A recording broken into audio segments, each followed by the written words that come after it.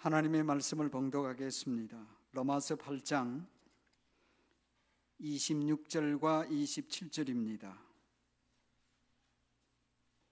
26절, 27절입니다.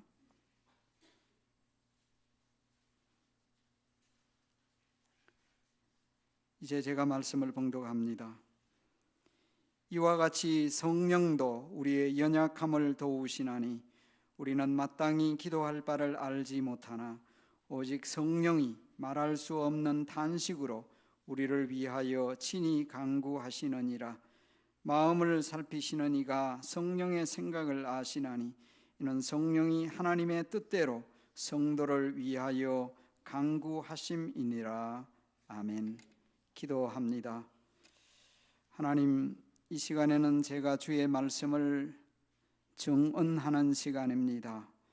주님이 아시오니 도와주시고 하나님께 영광이 되며 우리 모두에게는 은혜의 시간이 되도록 인도하여 주옵소서. 예수님 이름으로 기도합니다. 아멘.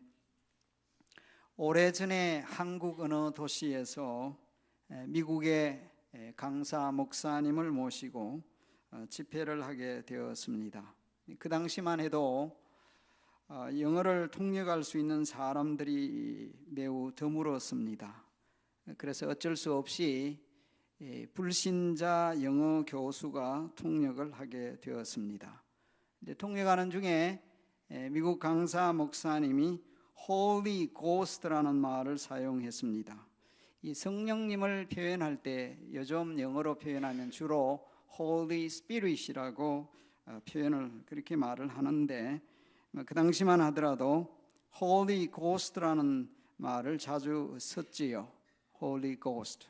그런데 그 통역하는 분이 이 성령님이라는 한국어 표현을 몰랐기 때문에 거룩한 귀신이라고 번역을 했다고 합니다.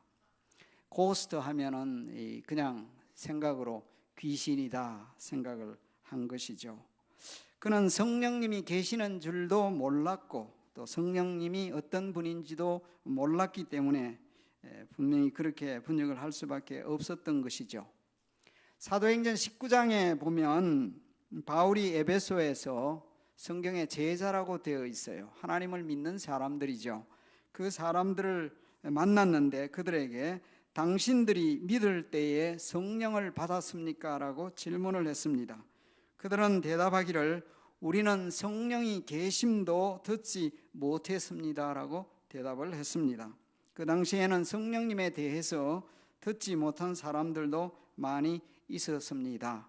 사도행전을 여러분들이 이해하실 때는요, 이 사도행전 그 내용의 기간은요, 구약에서 신약으로 넘어오는 transitional period란 말이에요. 그래서 사실은 구약에는 삼위일체 개념이 별로 없잖아요. 성령님에 대한 개념이 없고 성령님이 또한 신약적으로 강림하신 것도 아니기 때문에 그 당시 성령님을 몰랐다는 것은 어느 정도 이해가 할 수 있는 말이기도 합니다. 그런데 오늘날 신약의 교회에 와서 신앙생활을 하는 사람들이 성령님을 모르면 안 되는 거지요. 그래서 우리는 모두 성령님을 알고 또 성령님 확실하게 믿어야 하겠습니다. 저와 여러분이 오늘 신앙 고백을 할 때에 성령을 믿사오며라고 고백을 했죠. 성령을 믿사오며, 이 말은 나는 성령을 믿습니다라는 표현이죠. 나는 성령님을 믿습니다. 그러면 나는 성령을 믿습니다라는 말은 어떤 고백입니까? 성령님은 계신다. 성령님은 하나님이시다. 성령님의 사역을 믿는다. 그분의 미니스트리, 그분이 하시는 일들을 믿는다는 신앙의 고백입니다. 오늘은 이 교회력으로 성령 강림 주일입니다. 성령님이 오셔서 신약의 교회가 시작되었는데 그 성령님이 예수님의 약속대로 오신 것을 기념하는 성령 강림 주일이라는 말이에요. 그래서 이 성령님에 대해서 조금 상고를 해보아야 하겠습니다. 오늘 이 본문의 내용은 이 두 절인데요, 성령님께서 우리를 위하여 중보 기도하신다는 내용이죠. 그래서 저희 설교의 제목이 성령님의 중보기도라는 제목입니다. 그러면 성령님이 이 중보기도라는 말은 우리 위해서 기도하신다는 말인데 왜 우리 위하여 기도하시느냐, 또 무슨 기도를 하시느냐 하는 것이죠. 이 로마서 8장은 이 로마서에서도 가장 핵심적인 부분이라 할 수 있습니다. 이 교리적인 부분에 있어서 로마서 8장은 맨 중앙에 있는 핵심적인 부분이라 할 수 있는 것이 로마서 8장이라 할 수 있습니다. 흔히들 소망장이라고 부르는데 이 로마서 8장은 크게 세 부분으로 나누어진다고 할 수가 있겠습니다. 물론 나누는 방식에 따라서 좀 달라질 수 있겠지만은 세 부분으로 나누면요, 첫째 부분이 1절부터 17절까지로 나눌 수 있겠는데 여기에는 성령님의 다양한 미니스트리, 성령님이 다양하게 하시는 그 미니스트리에 대해서 다루고 있습니다. 즉 성령님께서 우리를 죄와 사망의 법에서 해방시켰다라는 말부터 시작해서 우리를 거룩하게 하시고 이후에는 최종적으로 우리를 부활하게 하신다는 내용까지입니다. 이 두 번째 부분은 로마서 8장 18절에서 27절까지로 나눌 수 있겠는데 하나님의 자녀들이 누릴 미래의 영광을 다루고 있습니다. 이 하나님의 자녀들이 누릴 미래의 영광에 피조물도 함께 이 자유와 영광에 동참하게 될 것이라는 내용도 역시 있습니다. 그리고 마지막 부분은 이후에 이 마지막 28절 이후에 39절까지는 하나님의 사랑이 확고하고 부동하다, 하나님의 사랑의 확고 부동성을 다루고 있습니다. 다시 말씀드립니다. 이 로마서에 말하는 성령님의 사역, 성령님은 우리를, 예수 믿는 저와 여러분을, 예수 믿는 사람입니다, 죄와 사망의 법에서 해방시켜 주셨습니다. 해방시켜 주신 분이에요. 성령님은 예수님을 믿는 우리를 하나님의 양자로 삼으셨다고 했습니다. 자녀 양자로 삼으셨다. 그리고 성령님은 믿는 자 안에, 즉 우리 안에 거하시면서 우리가, 즉 성령님은 우리의 영으로 더불어서 우리가 하나님의 자녀임을 증거해요. 성령님이 우리 안에 거하시면서, 여러분들이 느끼든지 느끼지 못하든지 간에 성령님이 우리 안에 거하시면서 우리의 영으로 더불어, 나의 영으로 더불어 하나님을 아빠, 아버지라 부를 수 있게 하십니다. 여러분 스스로 할 수 있는 게 아니고 성령님께서 여러분의 영과 더불어서 그렇게 하신다 말씀이에요. 고린도전서 12장 3절 말씀에 의하면요, 누구든지 성령으로 아니하고는 예수를 주시라 고백할 수, 말할 수 없다고 말을 했어요. No one can say Jesus is the Lord except by the Holy Spirit. 그렇게 되어 있습니다. 성령님이 아니고는요, 예수님은 주님입니다 말을 할 수가 없어요. 여러분이 진심으로 하나님을 향하여 아버지 부를 수 있는 것은 성령님이 그렇게 하신 것입니다. 도우셔서. 그리고 예수님이 주님입니다, 주님 고백한 것도 성령으로 아니하고는 할 수가 없다는 거예요. 우리는 또한 성령님의 인도를 받습니다. 또 성령의 인도를 받으라고 했습니다. 그리고 성령님은 우리의 구원의 보증이 되십니다. 보증. 그리고 성령님의 이런 사역들 중에서 오늘 본문 말씀에 보면 성령님께서 저와 여러분을 위해 기도하신다, 중보 기도하신다. 놀라운 사실입니다. 그러면 성령님이 무슨 기도를 하시며 왜 우리 위해 기도하시느냐? 첫 번째 오늘 본문하고 말씀되는 말씀을 생각해 보면 우리의 연약함 때문에 우리는 성령님의 중보 기도가 필요합니다. 우리의 연약함 때문에 성령님이 우리 위하여 중보 기도하신다라는 것이죠. 오늘 본문 말씀은 이와 같이라는 말로 시작하고 있죠. 26절에 사실은 in the same way, 이와 같이라는 말이 참 해석하기가 애매해요. 지금 사도 바울이 이와 같이라는 말을 하는데 무엇과 같다는 말인지 앞뒤 문맥을 잘 살펴봐야 되는데, 피조물의 탄식과 같이 또 믿는 자들의 탄식하는 것 같이 성령님도 탄식하면서 덮는다는 말인지 또 어떤 형태의 말인지 애매해 보입니다. 그런데 앞에 내용을 보면 어떤 내용인가 하면 저와 여러분이 때로는 현재 고난을 당하고 핍박과 어려움을 겪을 수 있습니다. 현재 삶 자체가 고난 가운데 있을 수 있습니다. 그런데 그 고난 가운데서 잘 인내할 수 있는 것은 우리에게 소망이 있어서 그렇다. 소망 자체가 사실은 인격체는 아니지만은 우리를 도와주는 셈이다. 그 내용이 앞에 내용이에요. 우리에게 소망이 있어서 이렇게 우리가 잘 인내한다. 미래에 내다보면 기다린다는 거죠. 그런데 이와 같이 실제적으로 성령님은 우리의 연약함을 도와주신다 하는 말입니다. 성령님이 그러면 왜 우리를 도와주십니까? 말씀드린 바와 같이 우리의 연약함 때문입니다. Because of our weakness. 우리가 어떤 면에서 연약합니까? 육체적으로 연약하죠. 감정적으로 연약합니다. 영적으로 연약합니다. 그래서 작은 일에 마음이 쉽게 상하고요, 유혹에도 잘 넘어갑니다. 이기주의, 세속주의에 또 쉽게 잘 빠집니다. 또한 우리는 영적으로 무지하고 무식합니다. 여러분, 연세가 드시면서 그런 생각이 많이 드시지 않나요? 나이가 조금 들면서 저는 점점 느끼는 게 인간은 참으로 연약한 존재구나.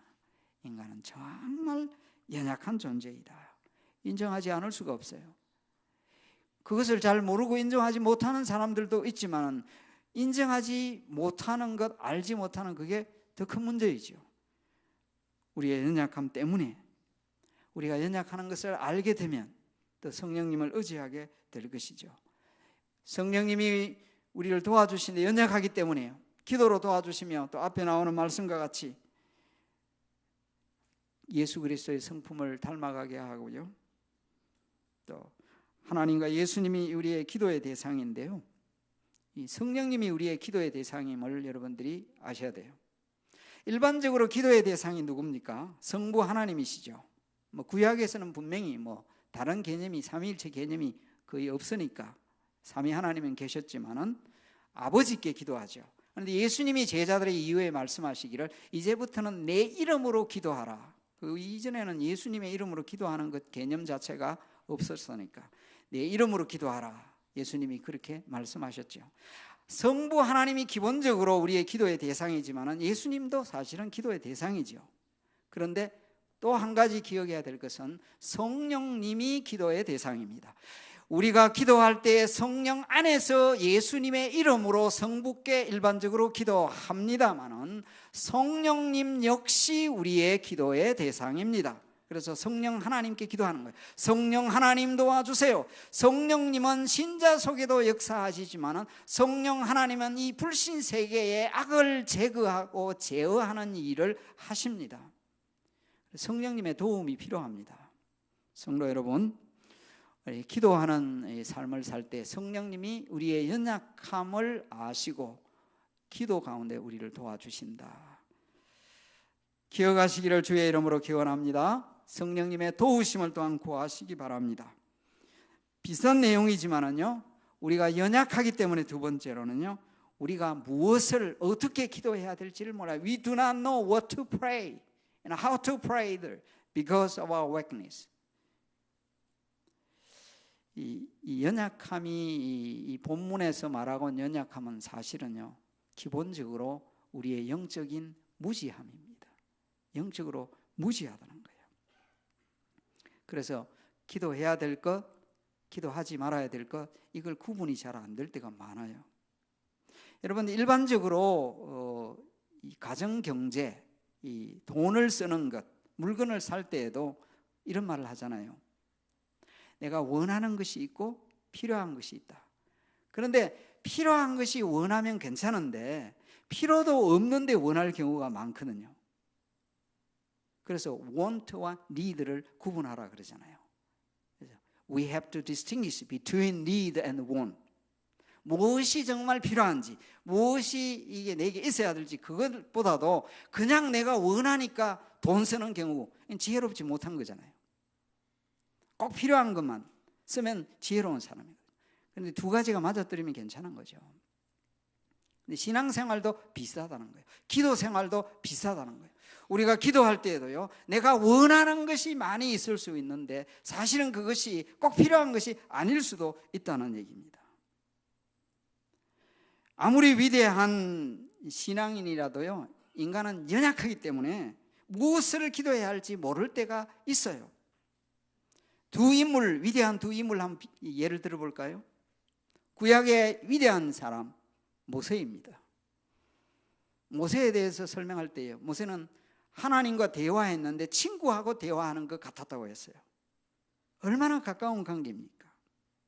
그런데 이 모세가 하나님 앞에 그 거룩성을 나타내지 못해서 사실은 가나안 땅에 못 들어가죠.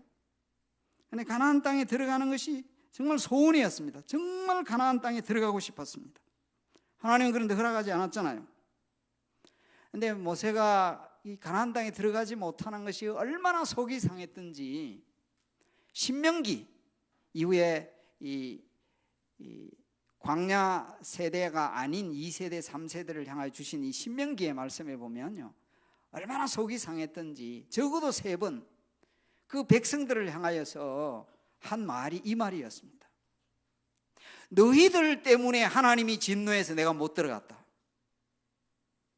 제가 이제 성경을 좀 엉뚱하게 읽으니까요, 이런 생각이 들더라고요. 이건 오해입니다. 참 모세 너무하다. 뭘 한 번만 말해도 되지 3번씩이나 그걸 말해야 되나. 근데 얼마나 속이 상했던데. 읽어보세요. 신명기에 보면 너희들 때문에 하나님이 진노해서 내가 못 들어갔다. 조금 있다가 또 너희들 때문에 내가 하나님 진노해가 못 들어갔다. 한 번도 아니고 2번도 아니고 3번씩이나 말했어요. 그러니까 그들이 얼마나 하나님 앞에 범죄했다는 걸 강조하게 한 말이겠죠. 너희들 때문에. 근데 그 정도가 아니고 이제 3장 25절 26절에 보면 모세가 기도하죠. 하나님 기도합니다.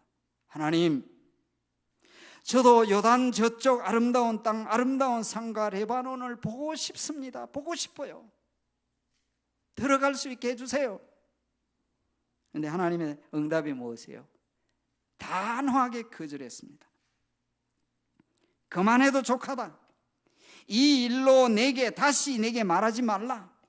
It's enough. 더 이상 얘기하지 말라. 기도할 바를 몰랐기 때문에 이 기도를 한 거예요. 이와 비슷한 예를요, 여러분 신약에서도 찾을 수 있죠. 누구입니까? 위대한 신앙의 인물 사도 바울의 경우이죠. 그에게는 사단의 사자로까지 표현될 수 있는 육체의 가시가 있었는데 그 가시, 육체의 가시 때문에 심한 고통을 당했습니다. 아마도 어떤 질병이었던 것 같아요. 고쳐졌으면 좋겠다. 질병이었던 것 같아요.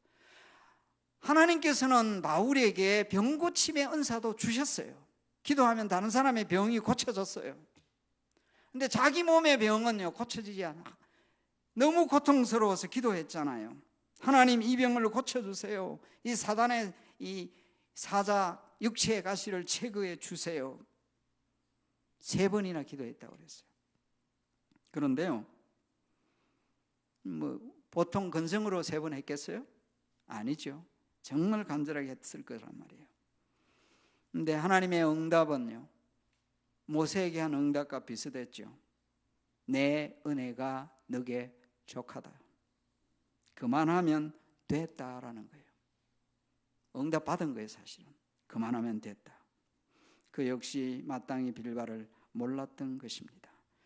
그렇다면 저와 여러분이 얼마나 많은 엉뚱한 기도, 잘못된 기도를 할 수 있겠습니까? 예수님의 말씀 가운데 너희 중에 아버지 된 자로서 누가 아들이 생선을 달라 하는데 생선 대신에 뱀을 주며 알을 달라 하는데 증거를 주겠느냐, 또는 떡을 달라 하는데 돌을 주겠느냐, 이 말씀이 있습니다. 확실하게 이건 이해될 만한 말이죠. 그런데 저는 이 말씀을 한번 거꾸로 생각을 해봤어요. 우리는 이렇게 기도하는 거예요. 하나님이 볼 때 하나님 전갈을 제게 주세요. 하나님 뱀을 적게 주세요. 하나님 돌을 적게 주세요. 이렇게 기도한단 말이에요. 하나님이 볼 때. 그건 잘못 구하는 거죠. 무지해서. 즉 세속적인 욕망을 채우고 명예욕을 채우고 물질적인 욕심을 채우는 기도를 하나님이 기뻐하실 리가 없다는 거죠. 그래서 야고보 사도의 말씀처럼 정욕으로 쓰려고 잘못 구하는데 하나님께서 응답하시느냐는 거죠. 영적으로는 병들어 있고 지옥 가기 딱 맞는 상태인데 온갖 엉뚱한 것만 구하고 있으니 탄식스러운 일입니다. 그래서 성령님이 도와주시는 거예요. 이 돕는다는 말은요, 짐을 들어준다는 표현입니다. 신약에 2번 정도 나오는 특이한 단어입니다. 사실은 누가복음 10장 40절에 나오는 이 말인데요, 예수님과 그 일행이 마르다 마리아 집 나사로의 집에 방문을 했습니다. 마르다 생각에 그 손님 대접을 해야 하는데 손이 많이 필요하잖아요. 혼자서 분주하게 음식 준비하는데 마리아는 예수님의 그 발 앞에서 말씀을 듣고 있으니까 속이 상했습니다. 동생에게 가서 직접 나 도와달라 말하지 않고 예수님에게 주여, 주님 어찌하여 내 동생이 저렇게 내 혼자 고생하는 내버려 두고 계십니까? 한마디 말씀하셔서 나를 좀 돕게 해주세요. 그때 도와달라, 그 표현이었습니다. 힘든 짐을 들어준다는 말이죠. 성령님이 이렇게 우리의 짐을 들어주시되 기도함에 있어서 도와주신다라는 거죠. 현재형으로 서여 있는 것은 성령님께서 계속해서 우리 안에서 도와주고 계신다는 말이에요. 성경 주석가 윌리엄 바클레이라고 하는 분은 우리가 마땅히 기도해야 할 바를 모르는 이유, 우리의 연약함을 이렇게 설명했습니다. 앞에 제가 설명드린 얘기입니다. 첫째, 우리는 미래를 예측하지 못하기 때문에 바르게 기도하지 못한다. 우리는 무엇이 유익이 되는지 무엇이 해가 되는지를 모른다는 거예요. 이게 연약함입니다. 둘째는 우리는 어떤 상황 속에서 무엇이 우리에게 최선인지를 모르기 때문에 바르게 기도하지 못한다. 그는 덧붙여 말하기를 우리의 기도는 마치 철없는 어린아이가 부모가 볼 때는 해가 되는 것을 조르는 것과 같다. 이런 기도를 할 때가 있다는 것입니다. 이렇기 때문에 성령님께서 우리를 도와서 하나님 뜻대로 기도할 수 있게 하시고 친히 또한 중보기도 하신다는 거예요. 두 번째 크게 말씀합니다. 성령님은 그러면 어떻게 우리 위해 중보기도를 하시는가? 첫째로는요, 성령님은 언어로 표현할 수 없는 탄식 가운데 우리 위해 중보기도를 하신다. 우리말에는 이렇게 됐습니다. 말할 수 없는 탄식으로, 오직 성령이 말할 수 없는 탄식으로 우리를 위하여 친히 간구하신다. 성령님 자신이 우리를 도와주시기도 하지만 성령님 자신이 친히 말할 수 없는 탄식으로 우리 위해 기도하신다. 이게 말할 수 없는 탄식이 뭐야? 말할 수 없는 탄식이라. 어떤 분들은 이 말할 수 없는 탄식이라고 해서 이걸 방언이라 이렇게 이해하는 분들이, 해석을 자꾸 하려는 분들이 계시는데, 바울이 이 문맥을 봤을 때 방언을 얘기하려고 하는 것은 전혀 아닌 듯 합니다. 근데 누가 탄식한다고 되어 있죠? 누가 탄식한다고 되어 있습니까? 누가 탄식해요? 성령님이 탄식한다고 되어 있잖아요. 그런데 어떤 이 학자들 가운데는 어떻게 성령님이 탄식할 수 있겠느냐, 우리가 탄식한다고 하는 것이 맞지, 이렇게 계속 하는 분들이 꽤 있습니다. 그런데 분명히 보면 성령님이 탄식하는 거예요. 영어로 보면 비슷하다. 영어 표현을 보면 애매하게 오히려 우리가 탄식하는 것처럼 보이지만 사실은 성령님이 탄식하는 걸로 분명히 되어 있습니다. 이 로마서 8장 앞부분에 보면 세 종류의 탄식, 지금 앞에 두 종류의 탄식이 있었습니다. 전체적으로 세 종류의 탄식이 나오는데 22절에 보면 피조물의 탄식이 나오죠. 피조물도 지금 탄식한다. 피조물이 무슨 인격체도 아니지만은요, 고통 가운데 있으면 탄식하는 모습입니다. 23절에는 구원받은 하나님의 자녀들이 탄식한다. 즉 인간의 범죄로 인해 피조세계도 고통 가운데 있으면서 새하늘과 새 땅의 그날을 바라보면서 탄식하는 상태에 있는 것 같고, 신자들은 미래의 영광을 내다보면서 현재 탄식하고 있다는 거죠. 그런데 더 나아가서 성령님도 탄식하신다. 성령님이 뭘 보니 탄식스러워요? 우리 보니까 탄식스럽겠죠. 우리 모습 보니까 탄식스러운 거죠. 우리 모습, 저와 여러분의 모습 보니까 참으로 탄식스럽습니다. 사람도 좀 탄식이 나올 때 있지 않아요? 여러분들 그런 말 하지 않습니까? 아휴, 좀 이해를 하십시오. 인간이라는 말이 좋은 말인데 나쁘게 쓰이면 굉장히 나쁘게 쓰입니다. 저 인간도 목사가, 분명히 제가 욕을 한 건 아니에요. 그렇죠. 인간은 좋은 말이잖아요. 저 인간도 장로고 군사고 집사야. 불신자가 그렇게 말할 때도 있단 말이에요. 저 인간도. 그런데 사실은요, 우리가 남 위에서 그렇게 말을 하지만요, 우리 모습이 어때요? 성령님이 우리 모습 보면요, 탄식스러운 거예요. 탄식스러워요. 그런데 말로 표현할 수 없는 탄식이라는 것은 말이 안 들려. 성령님이 탄식하는 소리가 여러분의 실제적인 귀에 잘 들립니까 지금?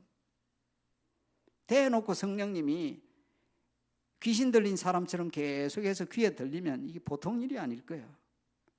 아이고 목사 병구야, 이게 무슨 짓이, 목사가 뭐는 그따위 그렇게 생각하고 행동하느냐고 계속 들리면 내가 뭐 그냥 당장 죽을 것 같아요. 그렇죠? 아니 그렇죠? 하는 그 꼴을 보니까 계속. 그런데 words cannot express도 있지만 words, 말로 말하지 않는, 말로 되지 않는 탄식. 너무 탄식이 심해서 말을 할 수 없다는 게 아니라 말로 표현이 안 되는 거예요. 여러분, 성령님이 탄식한다는 걸 생각하시기 바랍니다. 왜? 우리를 사랑하시기 때문입니다. 믿으시기 바랍니다. 우리가 거룩해지려고 하나님 예수님 모습 닮으라고 탄식하면서 우리의 기도하신다는 거예요. 우리를 위해서 하시는 거예요. 마지막으로는요, 성령님은 하나님의 뜻대로 우리를 위해 중보 기도하십니다. 이게 하나님의 뜻대로라고 되어 있는데 사실은 하나님을 따라서 그런 표현이죠. 27절 말씀을 보면요, 마음을 살피시는 이가 성령의 생각을 아시나니라 되어 있습니다. 자, 여러분들이 질문해 봅니다. 마음을 살피시는 이는 누구입니까? 마음을 살피시는 이 누구예요? 성부 하나님. 마음을 살피시는 성부 하나님이 누구 생각을 아신다고요? 삼위가 되시는 삼위 성령님의 생각을 아신다. 이 삼위일체, 다음 주일이 삼위일체 기념 주일인데 삼위의 신비이죠. 마음을 살피시는 이는 성부 하나님입니다. 저와 여러분의 마음을 성부께 하나님께서는 검토하고 계시며 살피십니다. 다 아신다는 거죠. 여러분의 생각을 성부 하나님께서 다 아십니다. 지금 이 자리에서 예배하고 있는데 여러분 생각이 콩밭에 가 있는지 다 알고 계십니다. 어떤 콩밭에 가 있는지 다 살피신단 말이에요. 제가 일전에도 말씀드렸잖아요. 요즘 뇌과학자들이, 의학자들이 연구하는 것 중에 하나가, 예를 들면 어떤 사람이 독수리를 깊이 생각하는 그 뇌파를 검사해서 지금 현재 기술로도 희미하게 화면에 새 형상이 나타난다. 생각을 읽는 그 지금 기술이 지금 개발되어 가고 있다. 좀 있으면 여러분의 생각을 다 뇌파를 통해, 자, 생각을 읽어내는 이제 기계가 나올지 몰라요. 여러분의 생각을 읽는 놀라운 일이죠. 그래서 예배드리고 쭉 나갈 때 기계 하나 딱 달고 달아놓으면 우리 교인들이 목사 설교가 뭐 좋니 나쁘니 제 혼자 검토가 다 될 거예요. 오늘 설교가 은혜가 됐나 안 됐냐, 뭐 저런 얘기를 했냐, 온갖 생각이 이제 기계를 나중에 하나 달아야 될 그런 때가 올지도 모르는데 말이에요. 기억도 이식하는 걸 지금 연구하고 있다고 하잖아요. 메모리, 사람의 기억도 앞으로는 말이에요. 작은 미물의 기억을 지금 이식시키는 것도 한다고 그랬잖아요. 하나님이 인간에게요 얼마나 창의적인 이걸 주셨는지 인간도 이렇게 하고 있습니다. 이 인간을 지으신 하나님이 우리의 마음을 정말 잘 알고 계신다는 사실입니다.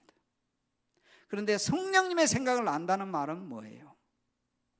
성령님은 우리를 위해 기도하시니까 우리 위한 성령님의 생각이 있잖아요.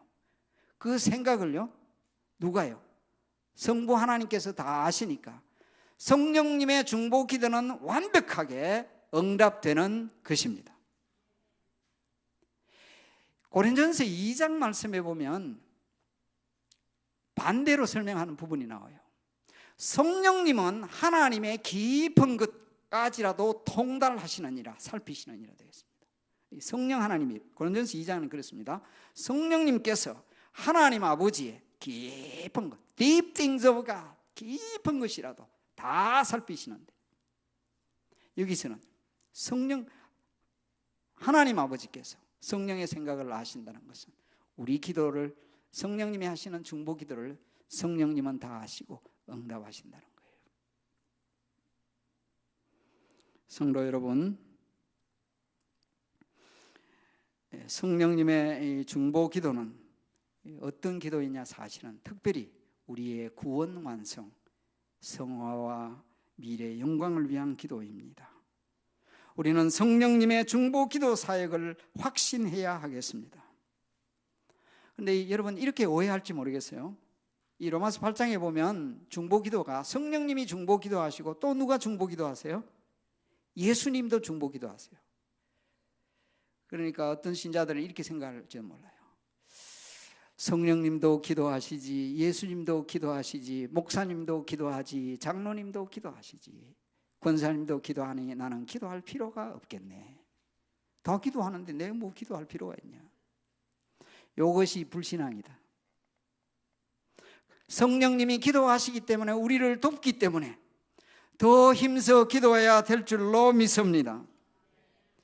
이 로마서 8장뿐만 아니라 이 로마서 전체의 내용을 보면요, 하나님이 정말 우리를 위하여 놀라운 것을 하고 계시죠. 우리를 위한 하나님의 놀라운 창세전에 에베소에 나오는 대로 그리스도 예수 안에서 우리를 위한 구원 계획을 성부께서 세워주시고, 성자께서 때가 되매 그 하나님의 구원 계획을 객관적으로 완성해 놓으시고, 때가 되매 저와 여러분을 이 시시각각 그 때가 되니까 성령께서 그 구원이 우리의 것이 되도록 구체적으로 주관적으로 적용하시는 성삼위 하나님의 놀라운 역사, 얼마나 감사합니까? 이 성령님의 중보 기도 사역을 통하여 최종적으로 일어나는 일이 사실은요, 28절부터 30절에 나오는 내용입니다. 우선 28절 말씀만 읽으면요, 성령님의 중보 기도 사역을 통해서 우리가 확실하게 알고 있는 것은 뭐냐? 우리가 알거니와 하나님을 사랑하는 자고 그 뜻대로 부르심을 입은 자들에게는 모든 것이 합력하여 선을 이루느니라. 믿으시기를 주의 이름으로 축원합니다. 우리가 모르는 게 많아요. 어떻게 기도할지, 무슨 기도를 할지 너무 영적으로 무지하고 모르는 게 많아요. 그러나 확실하게 아는 건 뭐냐? 사도 바울이 우리가 했습니다. 자기만 아는 게 아니에요. 믿는 자 우리가 다 안다. 감사한 일이 아닌, 얼마나 감사한 일인지 모릅니다. 성령님의 중보기도 사역으로 우리의 구원은 완성되고 미래의 영광에 들어갈 것이죠. 이 믿음 가운데 살아가는 저와 여러분이 되기를 우리 주님의 이름으로 간절히 축원합니다. 기도하겠습니다.